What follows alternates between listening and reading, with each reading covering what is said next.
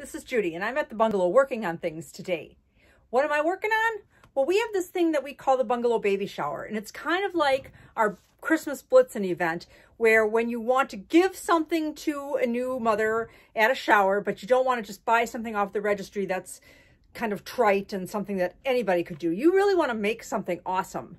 So I have put together a pattern for a changing pad, and it involves doing some bias edges that are very, very curvy. So I want to take this opportunity as a very experienced sewist to show you how to do curvy bindings. So we're going to go in the back room. Okay, so here is my baby changing mat, and I am going to put a bias binding around these convex and concave edges. As you can see, there are convex edges and concave edges. And I've started doing this already, and I'm going to continue it and show you exactly how this works. You must have a bias binding. It cannot be a straight binding that is across the width of fabric. It absolutely must be bias. Now, a bias binding, you can find videos on how to make a bias binding. That's outside the scope of this video. What I want to do is I want to show you how to go around these curves with bindings, because this is scary, not just for experienced sewists, but especially for new sewists. And I want to throw in a funny little anecdote here. My daughter said she always looks for videos where women have older looking hands, because for sure we know what we've been doing. We've been doing this for so many years, so many years. Would you want to have a heart surgeon do your heart surgery that only did one or two, or would you want the one that has done hundreds and hundreds and hundreds of them? So that's why I'm kind of promoting experienced sewists today. So let's talk about how we're going to do this. Okay, so I've sewn this started sewing it onto the wrong side because I'm going to bring it around to the front. That's always the neater way to do it. If you want something to look neat from one direction in terms of binding, you really do want to start with the back side and have it stitched right sides together. This looks totally neat and tidy there. And then when you bring it around to the front, you have much more control over what it's going to look like on the front. All right, so I start it out by cutting a straight edge, flipping it inward, and then I start sewing.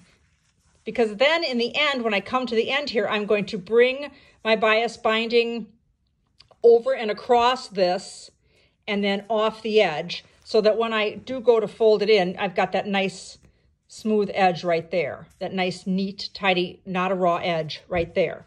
All right, so I came around and this will be trimmed later. I came around this convex edge, and I came around this concave edge. So how do you do that so that you don't get a bunch of puckers and a bunch of pinches, and so that you actually have enough fabric? Because if you don't do this right, when you go to turn this around and turn it to the right side, this is going to curl. This whole thing is going to curl, and it's going to flip. Funny, it's not going to be right. So we have to talk about how to do this the right way. Okay, so here we go. Remember I said that I've already started this, and so I'm coming around to the corner. Now I've got a little more than a 1/4 inch seam allowance going on here because I made my bias binding wider. I would rather make it wider and have it look neat and tidy than to be fighting with a skinny little binding. Now before you even get to that corner, now this is the convex, not the concave, you're going to start easing way before you even get to that corner. And by easing, I mean you're going to start pushing with a stylus that definitely should be wood, not metal. I always go off on these videos about not using metal in front of a sewing machine needle. And start easing, start pushing some of that extra. You want a little bit of extra fabric. You want a little more give when you're going around those corners. This is a kind of a sharp corner too, so this one's a little more tricky. All right, so we're pushing gently. Can you see how I'm gently pushing a little bit of that extra fabric underneath my needle? Now, there is a pucker. I don't want that pucker to be there. So this is going to be a slow process. I kind of lift up my presser foot and work it out. All right, I left it go. It's okay if it's puckered over here. You don't want it puckered over here.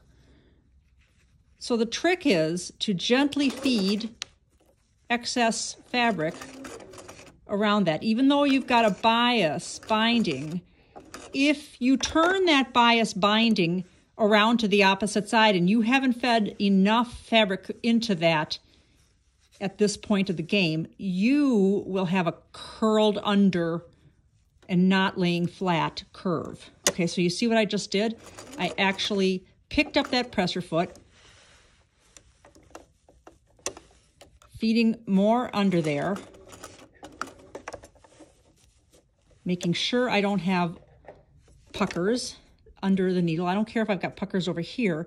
I don't want puckers under my needle. In fact, you should have puckers over here because that means you've got the excess fabric. And because it's on a binding, you can kind of pull and manipulate and maneuver it better. Again, I don't want a pucker, so I'm going to pull it from that side.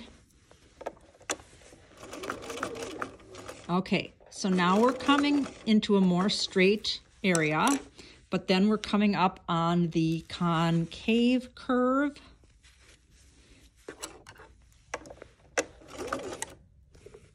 Oops. There we go. Now, the trick with the concave curve is to act as if it's straight.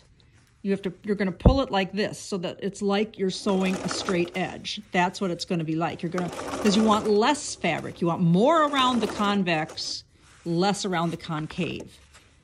So I am going to act as though this is a straight piece of fabric. And by doing that, that means that I don't care with this if there's puckers that way. I just don't want puckers under my needle. So I'm going to pucker it up over there and make it straight over here. Always lifting and readjusting. That's okay. Needle stop down is always the preferred route. Okay. I've moved it with my hand over here. I'm pulling it so that it is like going along a straight edge. So when you get to a concave area or a concave curve, you want to treat it like it's straight by straightening it. When you get to a convex, you want to add more fabric. Now see, I'm coming up on it. I'm not even that close to it yet, but close enough that I'm actually going to start feeding a little bit more fabric to my needle. I'm feeding it. Like if you were handing food to an animal, you're pushing it there with a stick. There we go. Now, again, I've been moving it along. Because if you don't do this, like I said, if you don't have extra fabric, you are going to have something that curls under. This is not a fast process. As you can see, I'm taking my time doing this. Okay.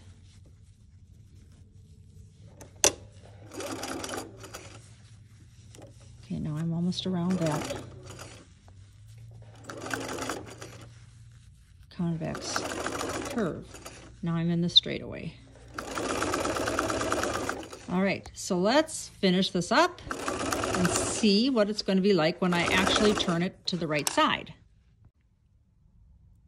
Okay, now I'm coming to the end. Remember how I said that in the very beginning I folded this back and started stitching after I folded a piece of the binding back onto itself like this so that I would have a nice, neat, clean edge.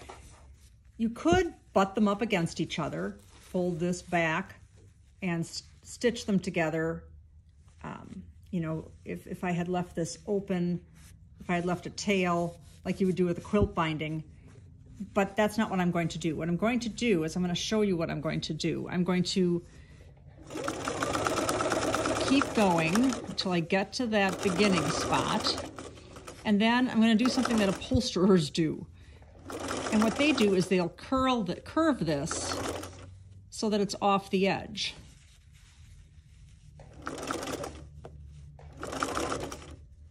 They just continue to sew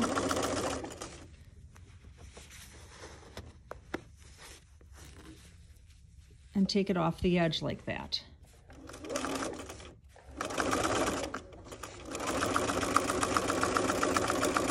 Okay, and then I'm going to clip that off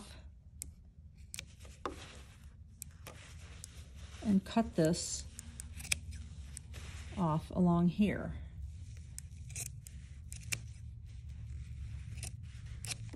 So so that when I do turn this back under, it is all encased inside there, and then this gets turned to the right side. It's a nice, I think it's a neater, flatter finish. Okay, so now we've brought this around to the right side. I'm going to stitch along the very edge of that binding. This is where we did our start. See how neat that is? Because I took it off the edge, like I said, like an upholsterer would do. Okay, needle stop down, and we're going to come up to this curve. I'm actually going to trim that a little bit. Trim away the batting and the PUL vinyl, because this is a baby changing mat. I'm not going to trim the binding. I'm just trimming the batting and the PUL. Get the excess off. All right. How nice and neat and flat that joining was from the... Okay, so now we're going to have excess here because we're going around a curve, right? And that's exactly why we said we have to have a bias binding. But we're going to do our best to make it flat. So again, I'm going to take out my wooden skewer, which I would suggest using for things like this, because you can actually kind of flatten it as it goes under. And this is a walking foot, of course, as you've all noticed. Flatten that as it goes under the foot. But you have to keep it there. You can't let this come over too far. Now I'm going to lift up my foot. Flatten that. Put my foot down.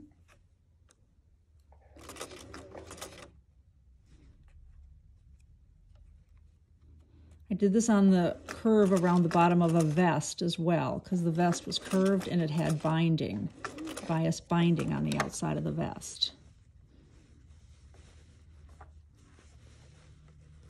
Now, if you had made this binding too thin, it really would not have looked good. You would have been pushing and pulling, and now I've got to fix that, as you can see.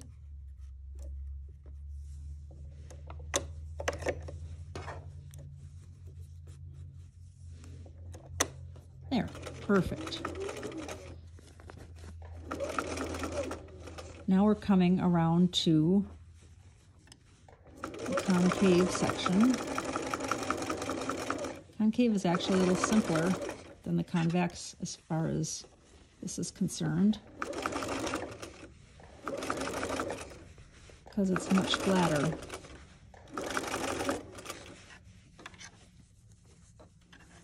Okay, and then I'm going to go up and around here again, and I'm going to trim that again.